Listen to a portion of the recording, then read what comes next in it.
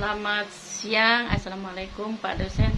Perkenalkan sebelumnya nama saya Ivy Erlin, NIM 0535505544. Prodi Administrasi Bisnis, tugas mata kuliah Logika. Tiga jenis tem dalam logika dan contohnya adalah: dalam logika, tem adalah sebagai berikut: unsur dasar dalam suatu proposal yang menunjuk pada sesuatu, baik berupa objek, konsep, atau gagasan.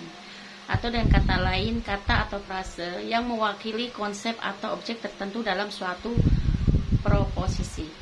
Menurut buku ISIP 4211 Logika, tem dapat diklasifikasikan ke dalam beberapa jenis. Berikut 3 diantaranya: tem umum dan tem khusus. Tem umum adalah mencakup banyak individu atau objek yang termasuk dalam suatu kelas, atau bisa dikatakan menunjuk pada seluruh anggota suatu kelas atau kategori. Contohnya adalah manusia adalah tem umum karena mencakup seluruh individu manusia. Tem khusus menunjuk pada individu atau objek tertentu dari kelas tersebut.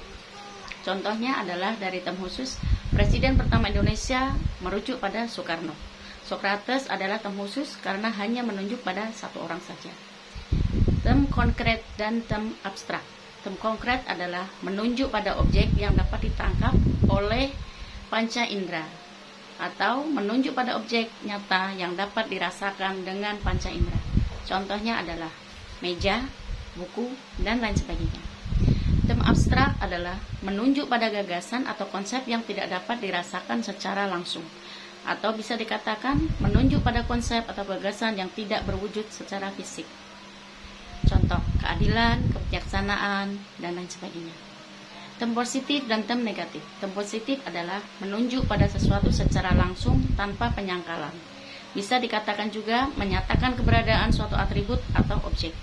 Contohnya adalah kata-kata berani, menunjukkan adanya sifat keberanian.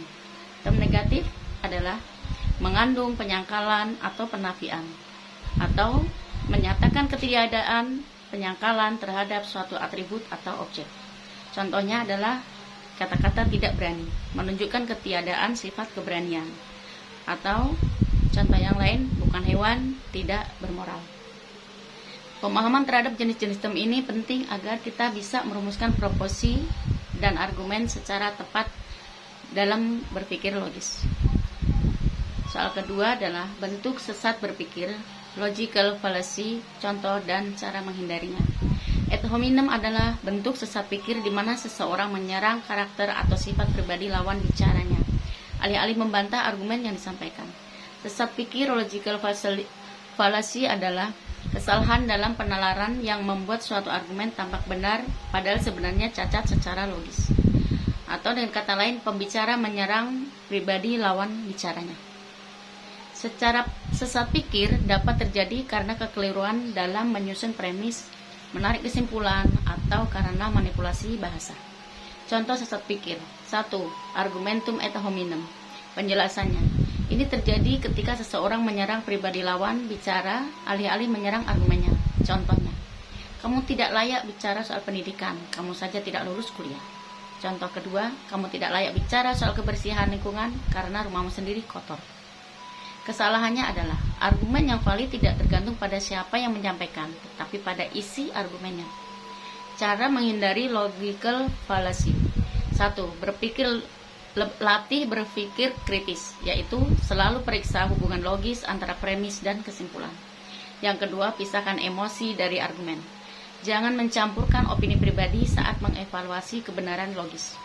Ketiga, gunakan bukti objektif berdasarkan data dan fakta, bukan asumsi atau serangan pribadi. Yang keempat, gunakan bahasa yang netral. Sampaikan kritik atau bantahan dengan cara yang objektif dan tidak menyerang pribadi. Yang kelima adalah pelajari jenis-jenis sesat berpikir, yaitu semakin paham jenisnya, semakin mudah dikenali dan dihindari.